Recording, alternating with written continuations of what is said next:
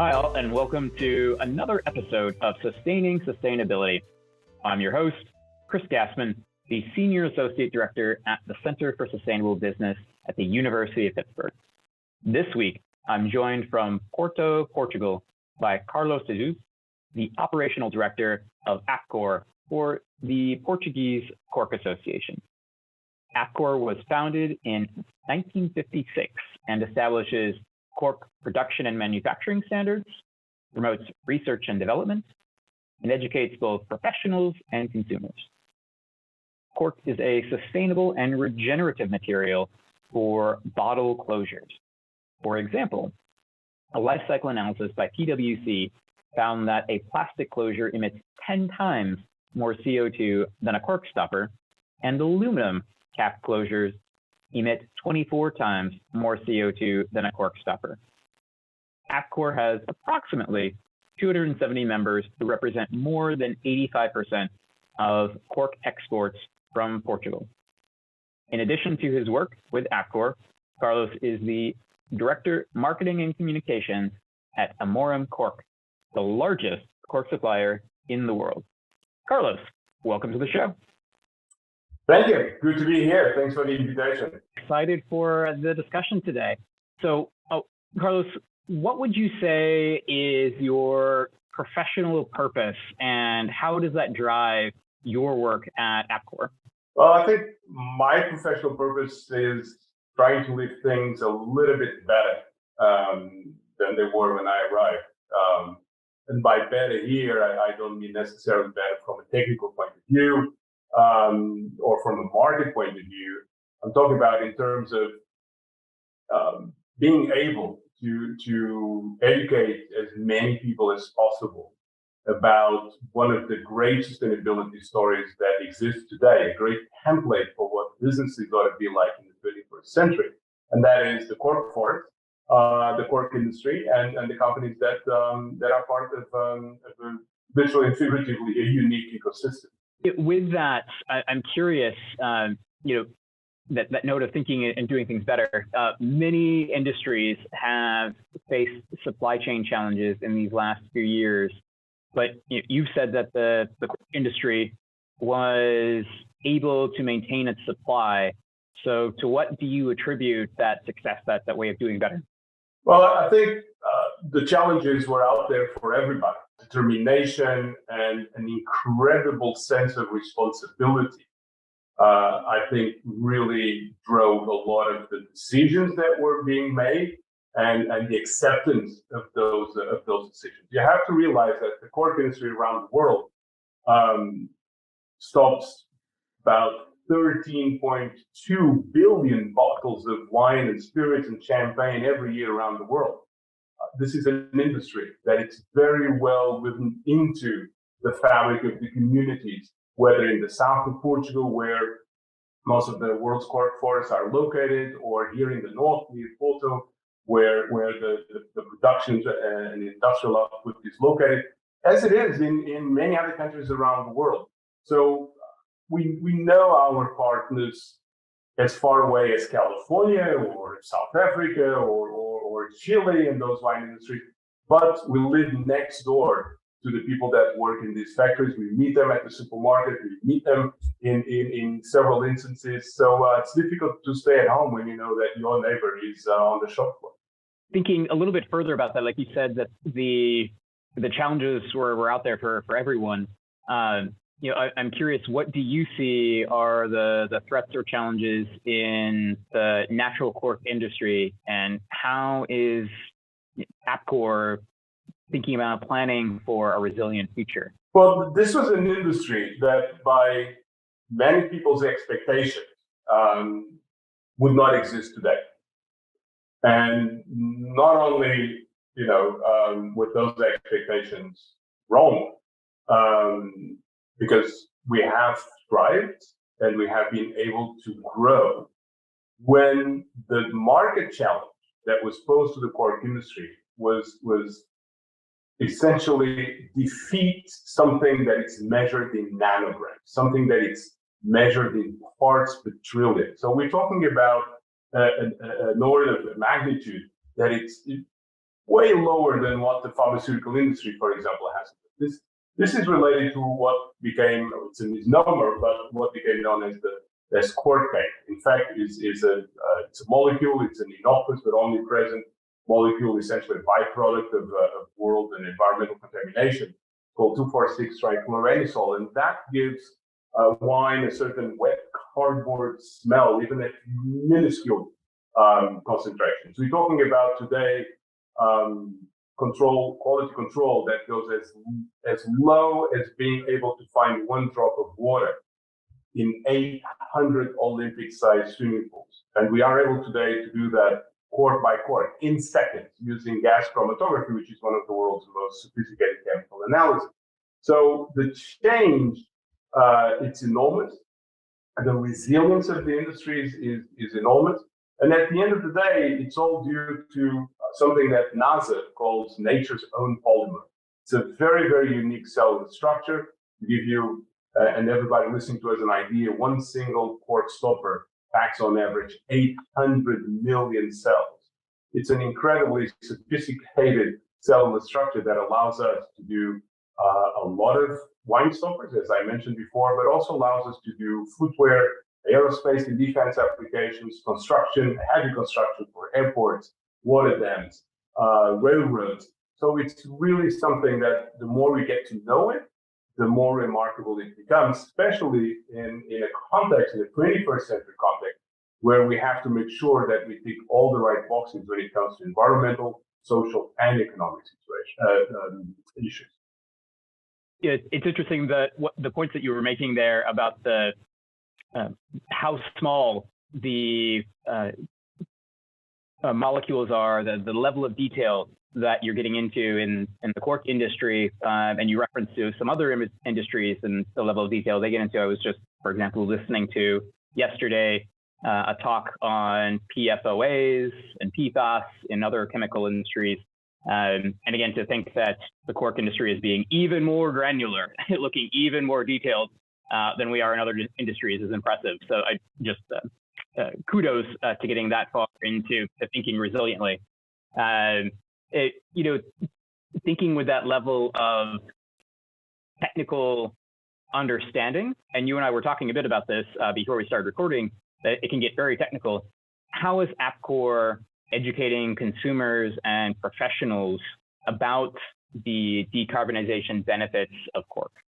We're doing that with limited resources. To give you an idea what that means, the previous owner of a single screw cap brand sold in 1 year what the entirety of the cork industry around the world sold in 25 years. So we were up against powerful structures, powerful organizations. The resources were not on our side, not that kind of resources certainly. But I think after 2008, and for a long time, I was thinking about what really happened. Why is it that after 2010, the growth of the cork industry rebounds in a way that actually starts getting market share back from both the plastics and the screw cap? And I always ended up going back to Al Gore and his Oscar and his Nobel Prize and the documentary, and how that started to make it, I think, a big difference. At the time, perhaps we're too close to the fishbowl to see everything in it. But with the benefit of time and distance, I really think that after that period, the issues of sustainability started to get a new and much needed boost. And all of a sudden, here is a product that has been used since the ancient Egyptians. The oldest archaeological records date back to ancient Egypt. The Romans use it. Dom Pérignon in France in the 1600s started using cork and bottles together. It's a really unique example of how nature can show something. Now, here it is. We shouldn't exist. Cork coats should not exist in this part of the world. But here we are. Look at us and see what we can learn. And what we have learned is that when we explain to people what cork is all about, how cork creates the best paid agricultural jobs in the world, It's part of one of the 36 hotspots of biodiversity around the world. It regulates water cycle. It prevents against forest fires. It's literally in space and in our hands when we open a bottle. This is, again, something that you don't see around often. And we don't have the resources, like I said, like our opposition had much better resources. But I think we were on the right side of history in this case. And to have a product that carries both a negative CO2 footprint and a negative CO2 balance, I think, again, that ticks so many right boxes that I can only think of that as a blueprint for what the 21st century business model will be. Yeah, and it's important to recognize probably in there as well that multi-solving, right? You mentioned, like I said, it checks many boxes, right? So for different customers, different consumers, they have different things that they value, and Cork can be that for them, can approach them on each of those different facets. So thinking about a different stakeholder group, right? So we were just talking about consumers, thinking about employees. The cork industry in Portugal employs more than 8,300 people. How is APCOR supporting this workforce and ensuring quality jobs for the future of the industry? Research, development, innovation, training. I think that's the four axes that we have been developing. And I think that's very, very important because, as I mentioned before, we are very intrinsically connected with the communities where we operate as an industry. The cork forest, I mentioned a little while ago that harvesting cork is the best paid agricultural job in the world. Well, it came to 150 euros a day in the last harvesting season. Cork oaks take place because we never cut down the cork oaks. It's illegal since the 1100s, since the 12th century. Portugal cut down the cork oaks, so we harvest them. It's a very, very demanding and precise and highly skilled job. But it's easy also to find 3-4 people from the same family unit doing this, and to make the math easier on everybody. Imagine even 100 euros a day multiplied by 3 or 4 people, multiplied by 3 months. It's going to create a powerful injection of cash that will do something fundamental and very relevant if you want to be serious about sustainability, which is it fixes people to the land. Every city in the world I can think of has too many people. All the countryside in the world that I can think of does not have enough people.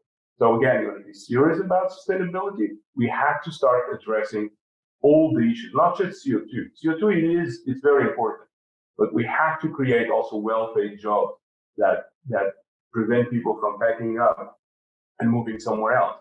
And I want to point out that cork forests exist in the Western Mediterranean basin for about 45 billion years. It's an incredible species. And we owe that amazing creation of nature all our dedication in terms of research and developing, making that unique cell structure I was talking about even better. And research and development and innovation is the key to that. We have incredible technology today that it's operated by young engineers, some of them out of school, some of them already doing their PhDs. And you know what? A lot of these, their parents worked, their grandparents worked in the cork industry, doing far less complex tasks.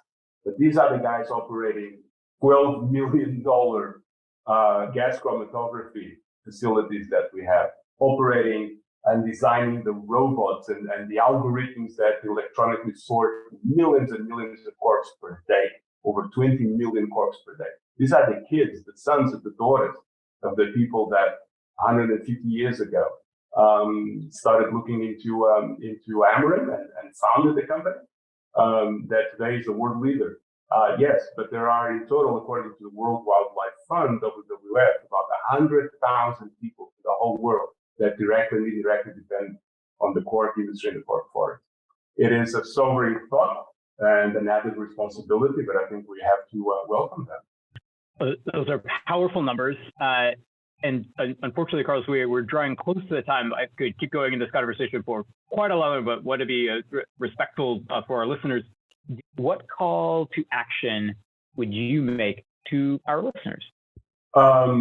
when you go and buy a bottle of wine, stop and look at the top, because your purchasing decisions have far-reaching ramifications. So your decision to make purchase of one wine that has one type of natural stopper on its top or an artificial stopper on its top has ramifications that are demonstrable, that are measurable, quantifiable. And we know that if people don't use cork products, the cork owners will not have the same incentive to take care of these forests that are very, very old. It's a bit counterintuitive because we grow up being told that you want to save the trees, don't use paper product. Well, yes, that is true. But when it comes to cork oats and the cork products, it's exactly the opposite. We never cut down the cork oats. Again, it's illegal to do so. So the more products we use out of cork, the more we make a contribution to one of the best sustainability stories out there. So if you needed another good reason to buy a bottle of wine, there you have it. Put a bottle of wine with a cork stopper in it and make that measurable, demonstrable contribution for that environment. So that fallacy that we all have to confront is the one that tells us that it's impossible to balance people, planet, and partnerships. That it's impossible to have a synchronicity in moving forward on the sustainable, on the economic, and on the social issues. It cannot be a fallacy. It has to be done like that, or we don't have what at the end of the day it's sustainable. It's development. We have to give up the concept of sustainable development. It does not exist. If it's not sustainable, it's not really development, is it? So cork forests, cork products, cork stoppers in bottles of wine demonstrate that it is possible. It's not easy, but it is possible to have a model, a business model, where you move all three things in sync forward. And that's a powerful, powerful statement that I think we all have to make nowadays. Brilliant. Well, Carlos, that is a powerful thought to close on. Thank you so much for joining us today on the podcast. Appreciate having you here. Thank you. Again, thanks for the opportunity. Pleasure. And before we sign off, my name is Kristen P. Ahern, and I'm the producer and editor of Sustaining Sustainability. This podcast is made by the Center for Sustainable Business at the University of Pittsburgh, directed by C.B. Bhattacharya. It is made possible by all our member companies. To learn more about our upcoming programs or about becoming a member, please go to sustainablebusiness.pitt.edu or follow us at PittCSB on all social platforms. If you liked this episode, please share it with a friend or colleague, and we'll see you soon for another episode of Sustaining Sustainability.